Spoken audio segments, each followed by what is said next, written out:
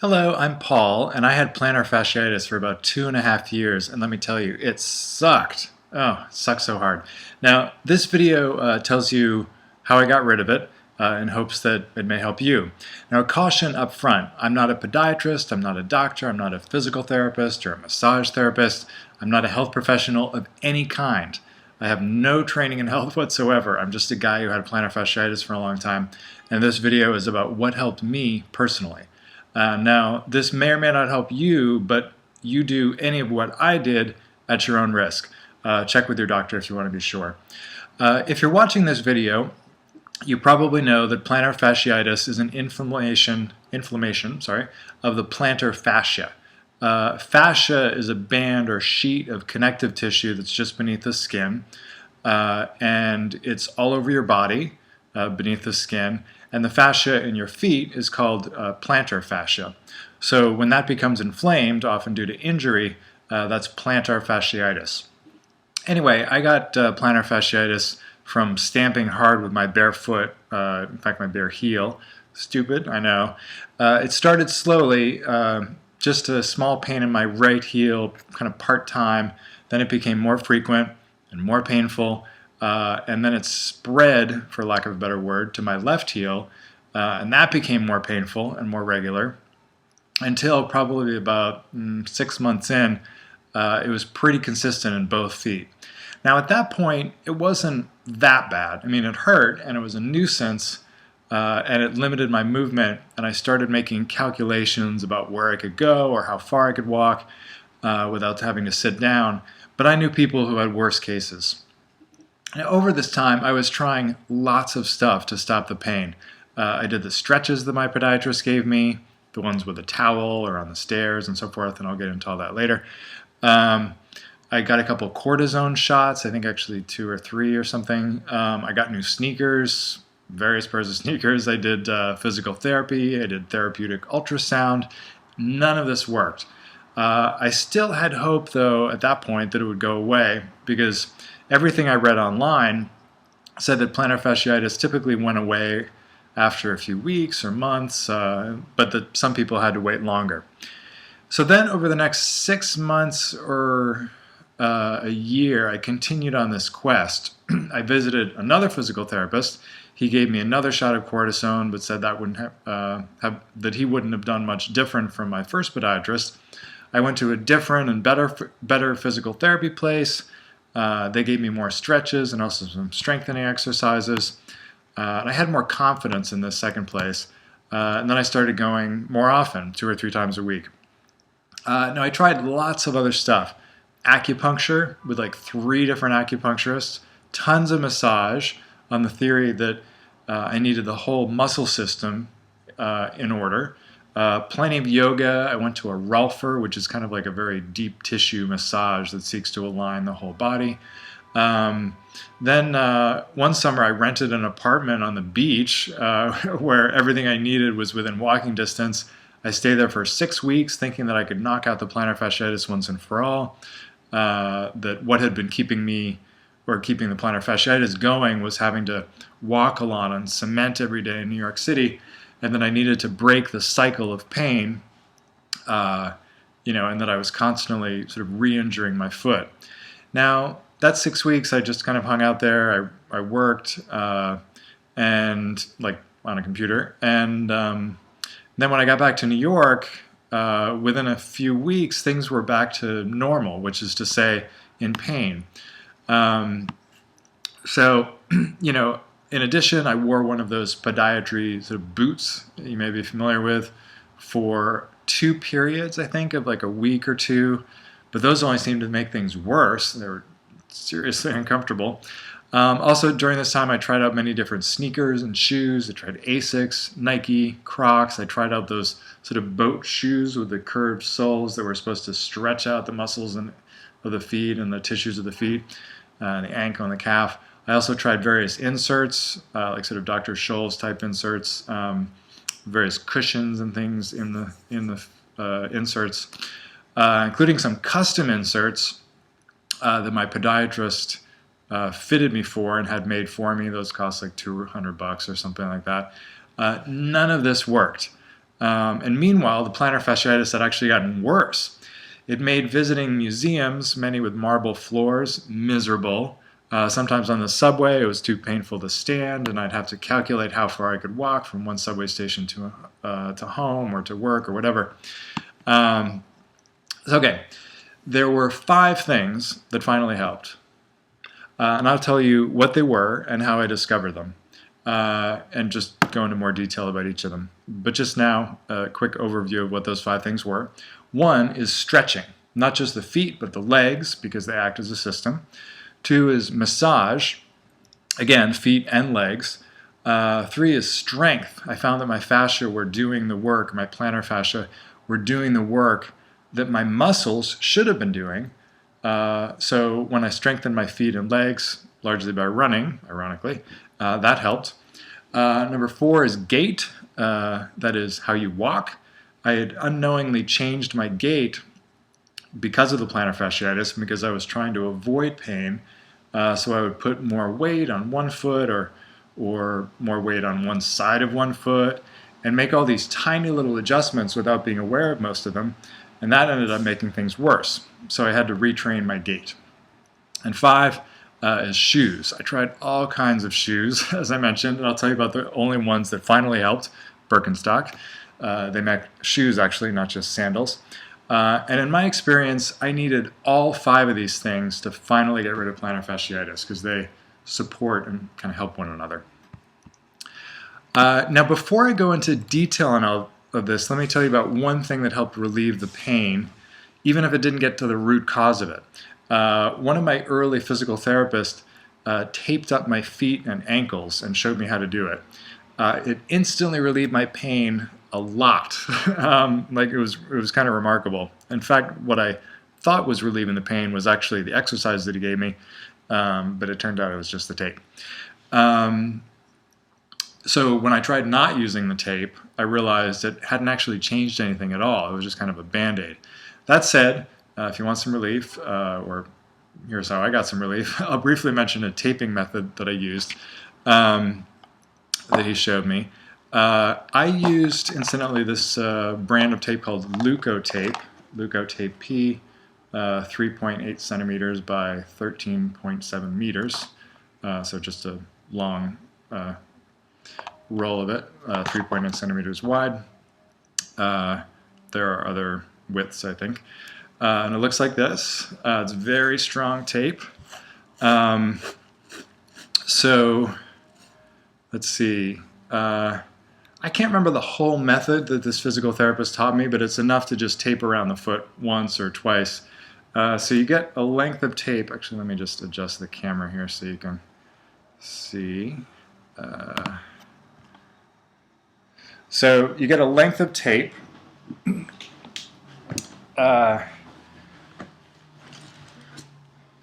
Actually, why don't I just sort of leave this on here? How to do this. So you have to make sure your feet are clean. What I did, you kind of anchor the tape right up by the sort of middle toe up there, not quite on the toe, but just on right up by it. And then you go around the back, kind of around the Achilles heel here. You want to keep it sort of taut. You don't want it all loose. And then you come around. And you can do the same thing just by sort of cutting off a length of tape if you know roughly how long you're going to need it, or how long it's going to need to be. And then you bring it back around to the spot where the other end of the tape is. And you pat it down just to make sure it's all secure. So the end result is that it looks like that. And that alone will provide some relief. I often would put a second length of tape right over this, just to make it stronger. Another thing, now I got this kind of whole, not complicated, but like a 3-part routine for taping from my podiatrist, or physical therapist rather. Another thing that he showed me how to do was to tape along the side of the feet, kind of like this. I think it started up by the ball of the feet, if I remember correctly.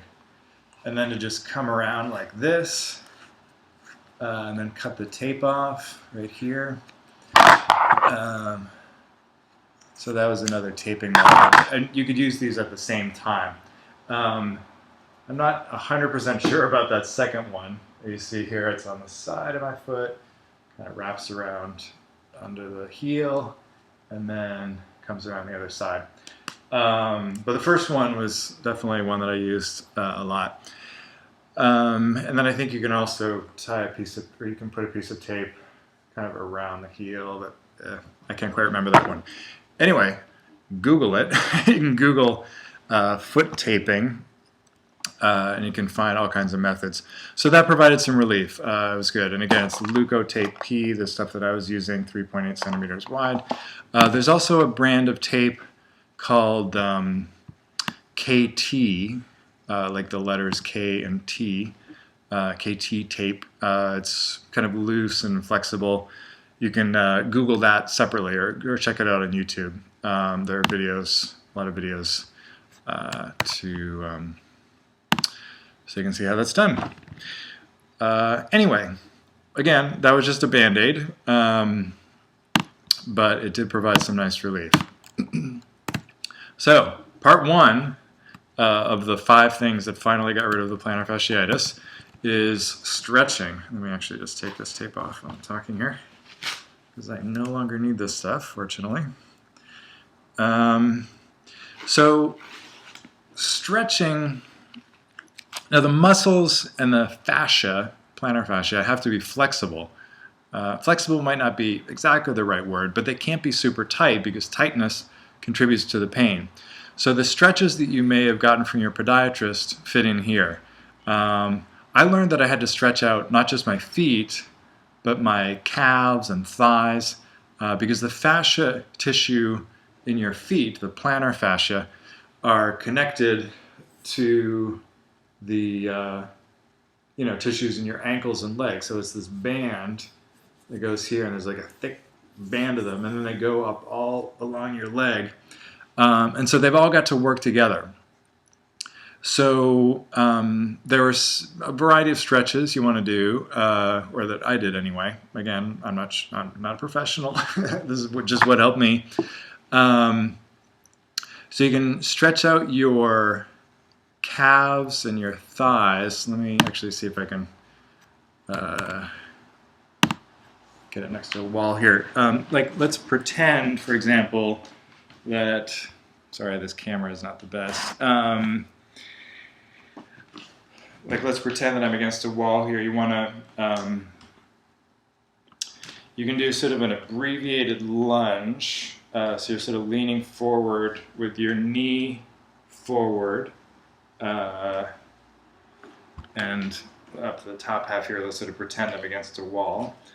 And that will stretch out your Achilles heel and just down here. If you go like this, hold that for about 30 seconds. Don't bounce on it, but just sort of stretch it. And then the full lunge, that'll stretch out kind of further up or along here. Should be able to feel that stretch. And again, sort of what's happening up here is that I'm, sort of pretending I'm against a wall. So again, you want to do the full lunge where your leg is straight, and then the sort of amended lunge, or whatever it's called, where you have a bent knee, and that stretches out further down. So those are a couple stretches you may have seen. Again, your sort of podiatrist or your physical therapist can tell you all these kind of stretches. And typically I would do those again for like 30 seconds, like a few reps of each one. And I did those a few times a day. There's the other one you may have seen where you stand on the edge of the stairs with your toes So if this is a stair, and this is my foot, not a very great example, then sort of, so it's a little bit awkward, but you kind of let your weight down into your heels as you kind of balance on the edge of the stairs with your toes here, or kind of the balls of your feet rather. And that again stretches out the back of the Achilles heel and the tendon and so forth, or calves and so forth. You can achieve some of the same effect while lying down in bed in the morning. If you roll up a towel or get a yoga strap, let me just show you here, for example. You can pull, I've got my legs straight here, as you can see, and I'm pulling from, using this towel, and the towel is kind of at the balls of my feet there, so just pulling on this and getting a nice stretch under here, like kind of just below the knee. You can get some of the same effect, but if you're doing it at the edge of the stairs like that, kind of leaning back onto your heels into the air, then that is kind of, you get more bang for your buck, or I got more bang for my buck anyway. And besides, I could do that on any stairway or escalator, so it's easier to make a habit of it throughout the day. Another stretch that helped me at one point was sitting back on my heels with my toes tucked under. Let me just show you what I mean. So basically this, you'll see my toes are kind of tucked under there. Sit back on my heel. Now when I first did this, it hurt like hell because my feet were, or my plantar fascia or whatever, were so tight, and it just made me feel like my toes were going to break off. So I would just sometimes lean forward and support myself with my hands, so that I wasn't, putting all my weight back onto my toes or feet. But as my feet got better, ironically, it sort of hurt more. Like initially it hurt just because of it hurt my toes, and then I actually started to, I hardly even felt the stretch in the actual soles of my feet along the plantar fascia. But then as my feet got loosened up or something, I'm not sure what was happening, then I felt the real stretch in the soles of my feet. And that hurt too, in a different way. But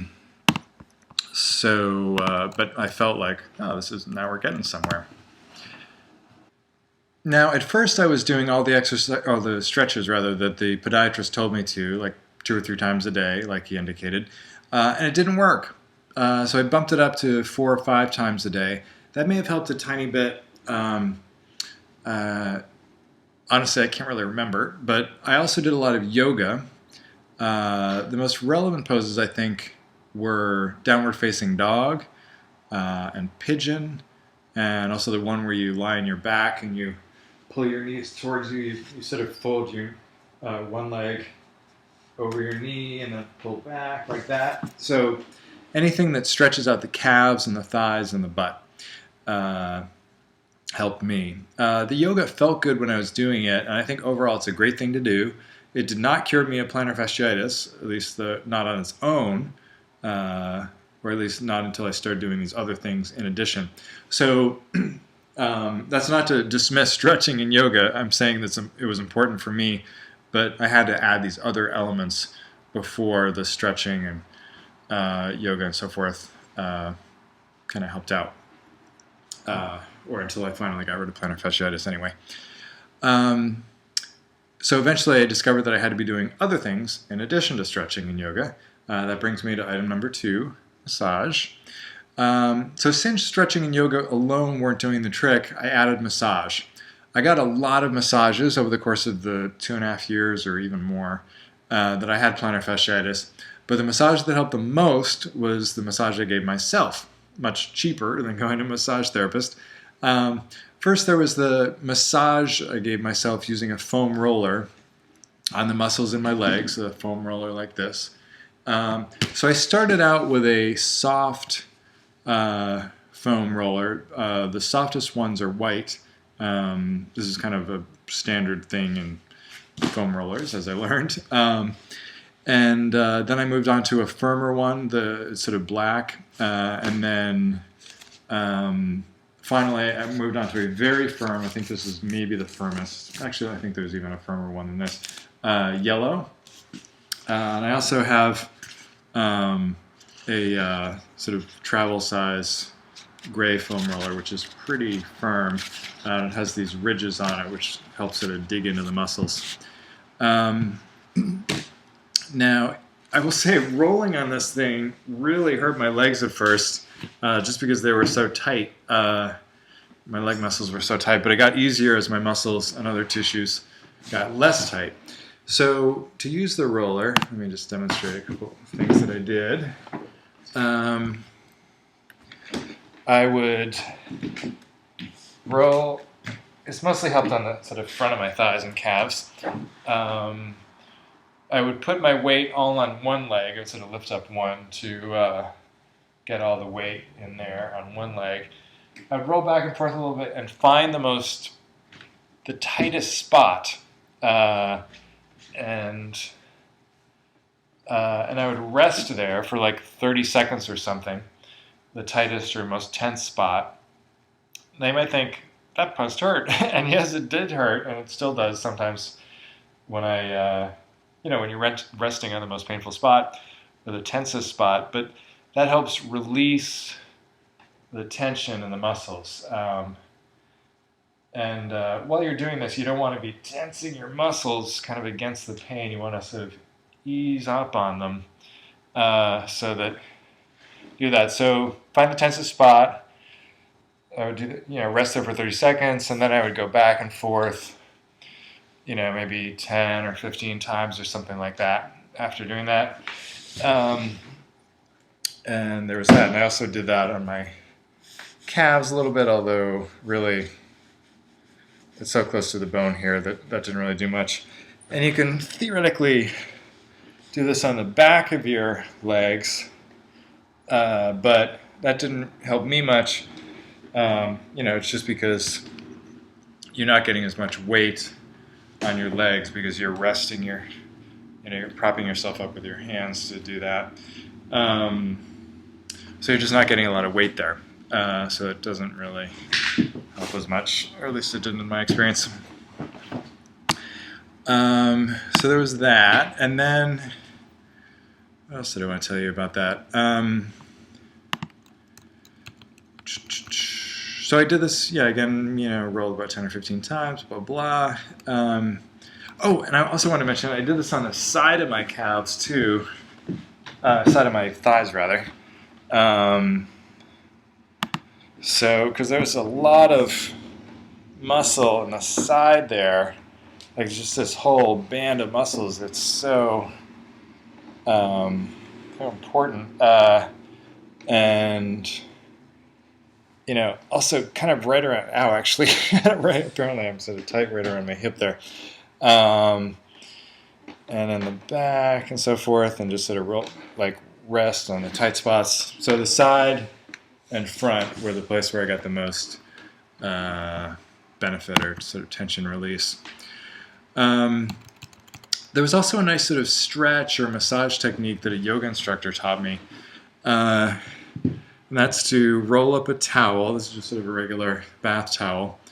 Or one of those yoga blankets. I'm not talking about a yoga mat, but those sort of blankets that some yoga studios have. Roll it up nice and tight and put it below your knees, or rather sort of in the crux or whatever of your knees. Like tuck it in there nice. Can you see that okay? Let me see here.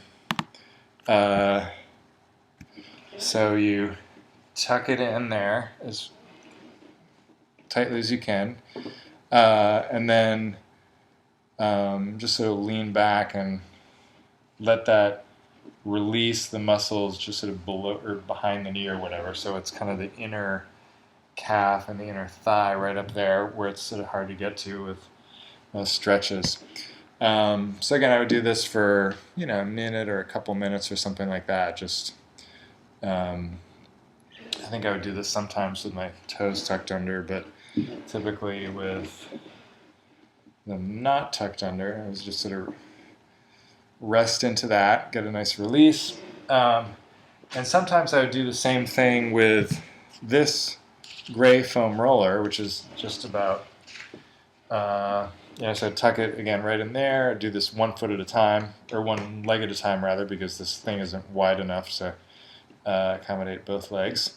And I'd get it first right in the crux there, and then, for about a minute or a couple minutes or whatever, and lean back on it. Then I'd move it to kind of the center or the middle of my calf and thigh, get a nice release there, and then do the same thing kind of towards the back, Achilles heel, and up towards the butt. So that's what I did with that. So yeah, it just kind of provides a nice release that can be hard to get in other ways. The other kind of massage I did, aside from kind of a foam roller and with the towel thing, I did just with my hands and fingers and knuckles and heels of the palm.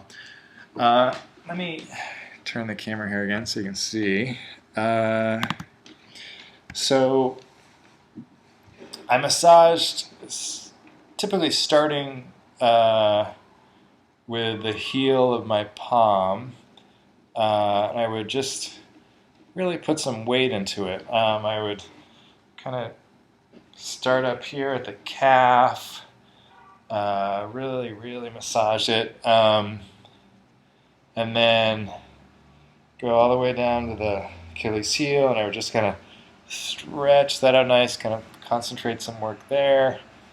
And then I would start to use my knuckles. So just to really dig in, because there was, especially towards the beginning, when I was starting to massage myself for plantar fasciitis, there was just so much tension and so many knots and things that using my knuckles really helped to just dig in there and kind of work those out. And I was applying pretty firm pressure.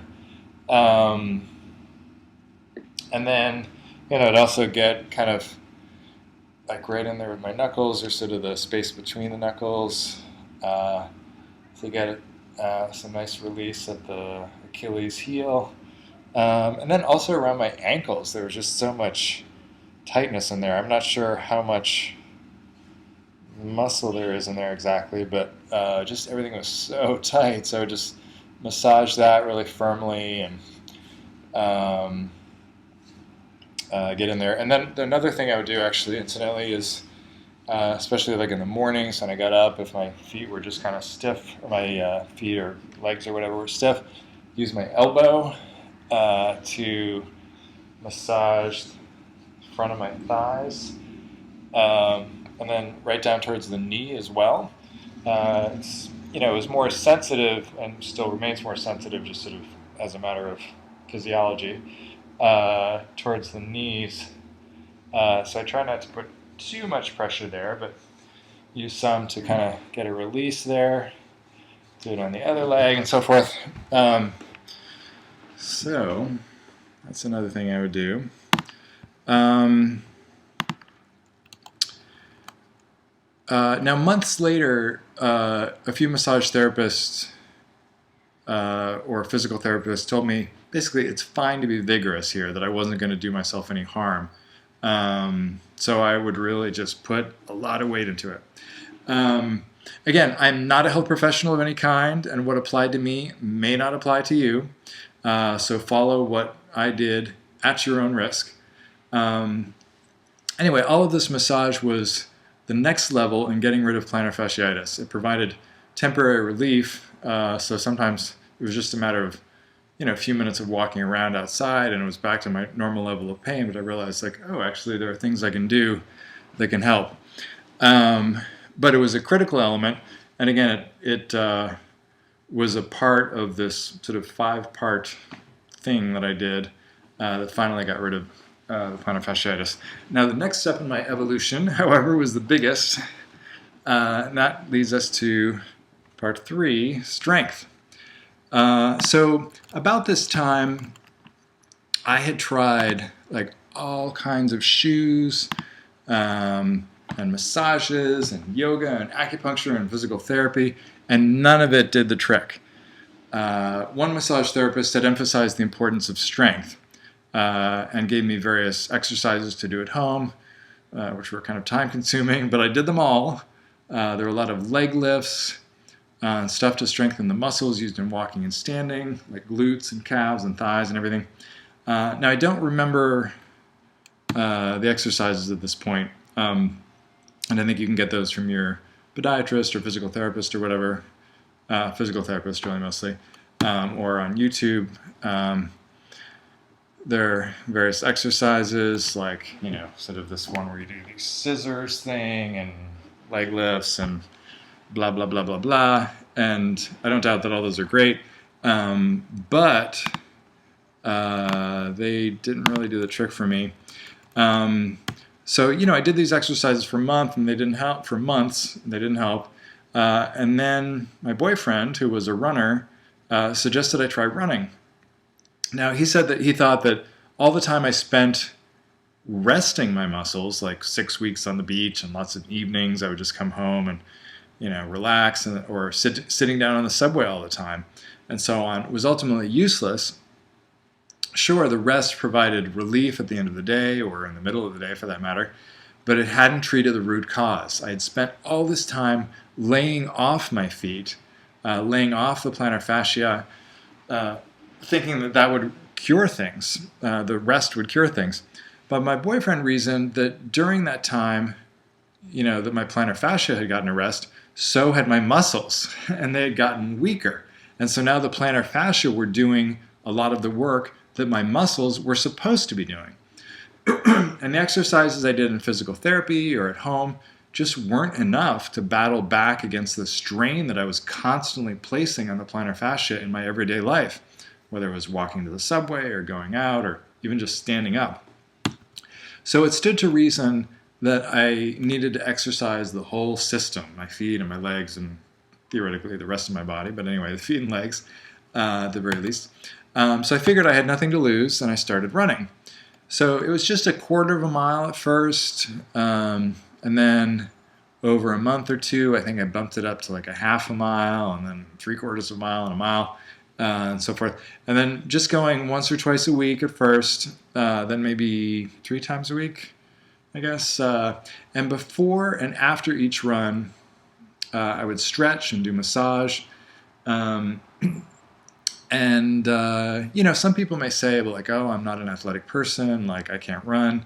That may be true, but my feeling was, and again, I'm not a professional of any sort, of the physical kind, but was that, I started slow, and I also started small. I guess, again, ran just like a quarter of a mile or a block, basically, and then worked my way up.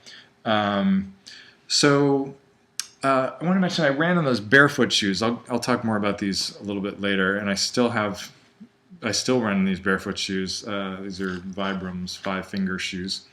On the recommendation of my boyfriend, he called regular shoes foot coffins and said that they just confined your feet or constrained your feet or whatever, didn't allow them to breathe or stretch out. And he liked the way that the 5 fingers, that is the toes here, in Vibrams or other sort of barefoot running shoes, helped him articulate with his toes and helped him develop strength in his toes, and which are critical for balance and movement. That was the theory anyway. Now, I didn't try running in any other kinds of shoes, but that's because I had tried other kinds of sneakers and shoes for walking, and all of those really hurt, no matter how padded they were. Who knows, the padding might have even made things worse. Whatever the case, running, and in particular running in the barefoot style shoes, helped me a lot. Now, I use this training, this running training that I got online to work my way up to running a couple of 5K races. Some people use a mobile app called Couch to 5K to work their way up. And then it's totally counterintuitive running. I feared that it would only make it worse. But it seemed that it was just about the only thing that made it better, ultimately. Again, I think it was in combination with these other things that I'm talking about. I ran only on dirt paths and on grass at first because I didn't want to jeopardize re-injuring my foot. So I was running on soft ground. And the thing about five-finger shoes or barefoot shoes is that you run on the balls of your feet, and the toes in them. So, as opposed to regular shoes where you're landing on your heel like this, following through like that, here you're constantly like landing on your toes and the balls of your feet. Now, that's not to say that landing on the balls of your feet is necessarily any better for plantar fasciitis. Just because you're not landing on your heels, you're still putting pressure on the whole foot, on the whole system. But I just thought that was interesting. Anyway, it does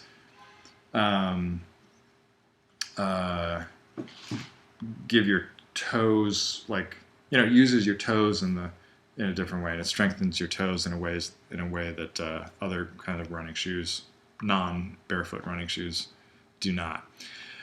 And I should say there's plenty of debate about five-finger shoes, whether they're good or bad or whatever, but they seem to work for me. And again, I'm not a health professional, not a physical therapist of any kind, just telling you what worked, or at least seemed to work for me.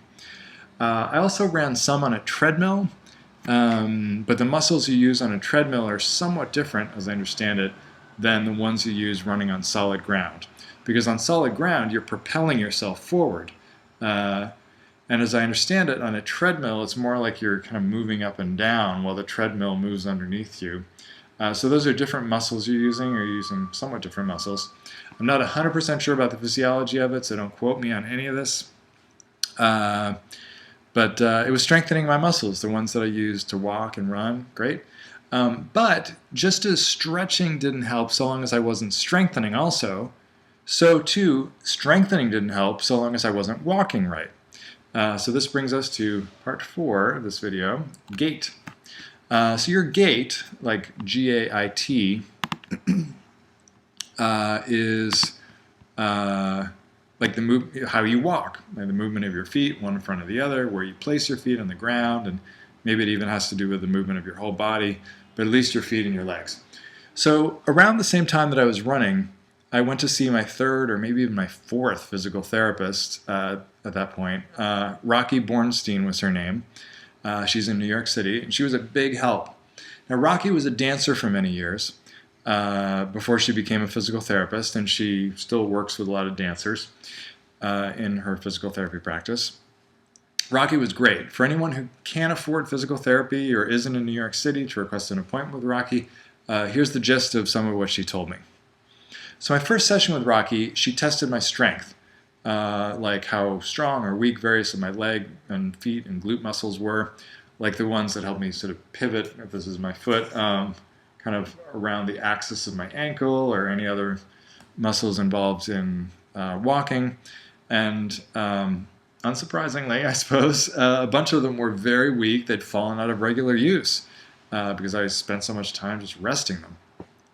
And this was, I should say, just around the time I started running that I started to see Rocky. So I was seeing Rocky and then running more, and my feet were getting stronger, and she helped me with my gait. So the other thing Rocky did, aside from the strength testing, was take a close look at my gait. She looked at me from straight on, from behind, from the side, as I walked back and forth in her office. She noticed a couple of things. One, if we'll pretend that these are my feet, was that I swung my right foot, I'm exaggerating the movement here, but you get the idea, outward slightly as I walked. So I'd kind of pick up my foot, swing it out, and then land on the inside of my heel, because I was bringing it around like this. Sorry, I'm not sure if you can see that. So I'd swing it out, land on the inside of my heel, and follow through like that, maybe. So that was one thing. And then the other thing I was doing was that, actually those are the two things. One is that I was swinging my foot out, my right foot anyway, out as I walked. and then the other was landing on the inside of the heel, just slightly. Or maybe even on the center, but I think it was on the inside. So evidently, those were two ways that I had subconsciously adopted to avoid feeling more pain. Now that may have been a good, albeit short-term adaptive solution, but in the long run, all it appears to have done is to throw off my entire system and made the plantar fascia work even harder. So at home and at the gym, where they had a mirror along one wall down to the floor, I walked towards the mirror and looked at it, and sure enough, I was doing exactly what Rocky said. It was subtle, and I just never noticed it before. So walking the way I was, it didn't matter how much I stretched or exercised otherwise. If my gait was off, I would constantly be re-injuring myself, or at least preventing myself from healing. So among the things that Rocky suggested, and this was just for me in my case, I don't know what she or any other physical therapist would say or suggest to someone else, she suggested that I work on my gait. So whereas before I was landing on the inside of the heel, she suggested that I try landing just ever so slightly on the outside of the heel, and then following through near to my big toe. So that way I would be using my whole foot, more of the muscles, to support myself and walk. And she also, of course, suggested that I not swing my foot out like that, but instead just sort of follow through nice, straight, and easy. Right, so let me just sort of demonstrate these with shoes so you can get a slightly better idea. So again, where I was doing this and landing on the inside, sorry about the view there, I was doing this, landing on the inside and going through to the inside. She suggested that I walk, that I land on slightly on the outside against my right foot, slightly on the outside, not sort of super exaggerated, so I was doing that because that would probably cause other problems, but just slightly off center, and then follow through to the big toe, kind of in a diagonal line, if you can picture that, right? So just to the outside, towards the big toe, or the ball of the big toe, and then there. So, and then of course that I, again, not swing, but just kind of bring it through easily. I hope that sort of helps indicate what she did. So let me see, I sort of lost my place here. So yeah, the idea here was basically just to have a nice, kind of straight, easy, neutral walk. And I practiced in the mirror at home and at the gym, and just walking along on the sidewalk. I would just sort of look how I was walking, and I would walk very slowly and deliberately when I was practicing, right? Just to make sure that I was doing the right thing. And then, as I integrated this more into my, whatever, subconscious, that's not quite the right word, but it's just as I became able to do this automatically, I didn't have to walk super slowly and practice. But actually, I will say it was just sort of an interesting exercise in the movement of the body, and it was interesting for me to think about, what are the ways that I move in other ways? Or what are these subconscious kind of movements that I do all the time? I couldn't help but notice as I was practicing my gait or improving my gait that there were so many other people who walked with an off-kilter gait.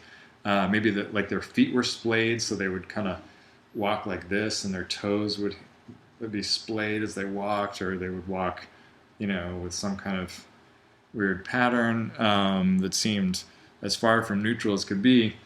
And why didn't they have any pain? Now, for that matter, they may have actually been totally in pain. I'm not sure. But whatever the case, this was just what I needed, apparently, to get rid of the plantar fasciitis. It was a huge help, and I noticed big improvement in a matter of weeks once I started practicing this. And this thing that had been bothering me for so long, I thought it was going to take just as long to undo as it took to do. So I thought, like, God, another like year or whatever of physical therapy. But it turns out that relief was kind of just right around the corner. So things were about maybe 80% better in a month or 6 weeks. And I was thrilled. And then I took a nosedive back to the same old pain. It was like back down to like 0 or whatever, the starting point. I didn't know what was happening, and it was super frustrating.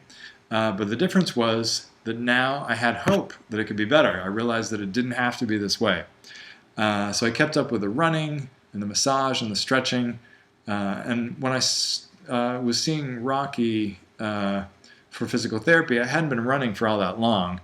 So but once I got more into running regularly and improved again and worked on my gait and everything, and the plantar fasciitis all but went away.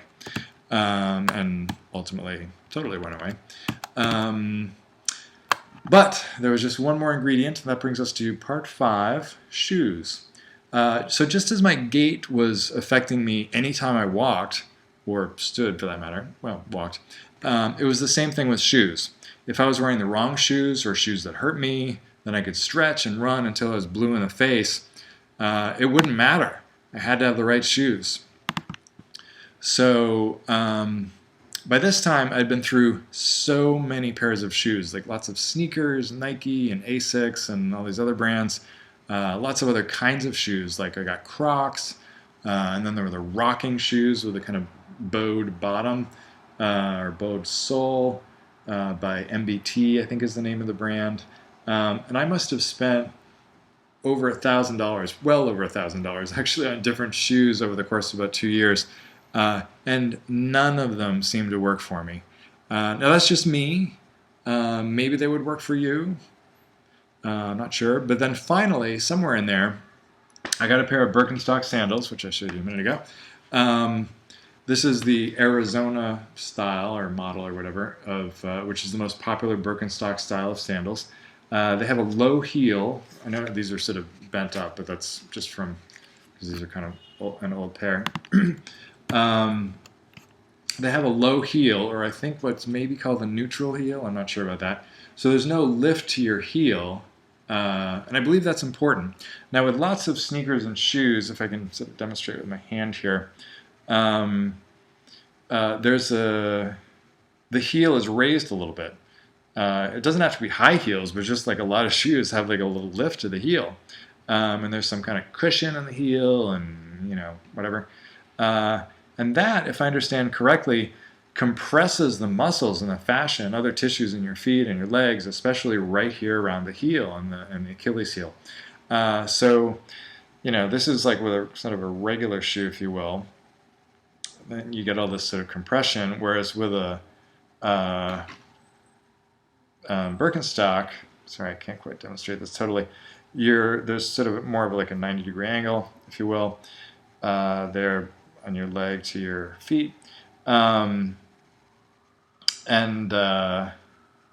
that doesn't compress the muscles and the fascia and the other tissues in your feet and legs in the same way. So there's no lift in the heel. Now, again, I'm not sure if I'm using quite the right language, but I think you get the basic idea of what I'm trying to say. So, I mean, it kind of makes intuitive sense. If you're, let's say this is your foot, albeit it's all sideways, or your hand even. If you're like this, like with a shoe with a lift in the heel, there's not much stretch there. It's compressed. Sorry about the background noise here. But if you go like that, then you get that's where you get the stretch. And if you're in a neutral position, you're kind of neither stretched nor compressed around there, but it's just sort of a nice, easy, sort of neutral place to be. So Birkenstocks, also another nice feature of them is that they have this nice supportive cork footbed that molds to your feet over time as you walk in them. The sandals were really comfortable, and they let my feet breathe, and the toes get to be kind of out in the open air. And these really helped out. And as I exercised more and worked on my gait more and kept stretching and massaging, the sandals really helped. Now, problem is, they are sandals, so they're not as great to wear in cold weather or to work. They just don't look that professional. But Birkenstock also makes shoes. They have actually a bunch of different styles of shoes, as I learned. And I can't remember what style this one is in particular. I want to say it's Memphis, but I think that's wrong. There is a style called Memphis, but I don't think this is them. Anyway, I kept this pair and repaired them once or maybe twice. And if need be, Birkenstock sells replacement footbeds too. So you can just take out the footbed and stick in another one. God, there's more background noise here. Sorry about that.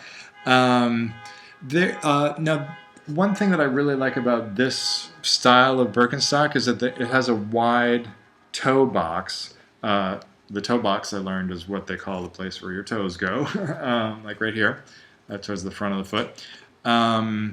There are other Birkenstock shoes that have a wide toe box. I'm not sure what they are, but you can look on their website or email them and ask.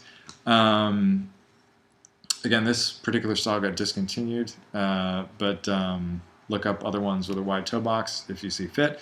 Now, I should say I have sort of wide feet, so maybe not everybody needs the wide toe box. But I have another pair of Birkenstocks that has a kind of narrower toe box, and it does cause me some pain. So, a couple things to consider. Now, finally, a word about running shoes. When I started running, I think as I remember, I started running in the 5-finger or the barefoot running shoes. And again, these have little spaces for each one of your toes, and there are socks that go with these if you want, each with, kind of spaces for your toes. They're kind of like gloves for your feet. Now, I got the 5-finger shoes. This brand that I have is called Vibrams, like Vibrams, or Vibram. No S at the end. And I got the ones with kind of extra padding or grips, like this thicker rubber on the bottom, like for hiking. There are barefoot shoes with very little padding, but I just didn't quite trust it entirely, sort of, since I'd be running around the city. But anyway, I got this kind for what it's worth, with extra thick rubber on the bottom. And during my physical therapy, I learned a bit about toes, namely that they're really important for keeping balance, for walking. But in regular shoes, as I understand it, you're not using your toes to your full potential. You can't articulate them. They're all kind of trapped there in this shoe. Also, as I understand it, and again, I'm no expert here, so please don't quote me on any of this, when standing and walking and running, you really want to be using the whole foot. Your toes are there for a reason. So when standing, you want to be firmly rooted, with all 4 corners of each foot nicely planted, not resting at, kind of resting back on your heels, or, resting forward on your toes more. You just want to be kind of nicely planted evenly, so the weight of your body is distributed over the 4 corners of each foot. When I say the 4 corners of each foot, I mean up by the big toe or the ball of the big toe, and the small toe over here, and then the 2 sides of the heel. You just want to be kind of nicely distributed, have your weight nicely distributed. So, one last note. Those are the 5 elements. I'll review them in a minute, but I do want to add one last thing about plantar fasciitis. Having plantar fasciitis is painful, obviously, and it's stressful, and there are emotions that go with the pain, or went with it for me. I felt like homebound and constricted. I despaired if I would ever get better. And, I couldn't do things that I enjoyed, and that affected my quality of life. And I think I just got kind of sour in general, like more sour anyway. And I tend to be a pretty upbeat person, but I just, like there was a kind of sourness, like I sort of fermented in my own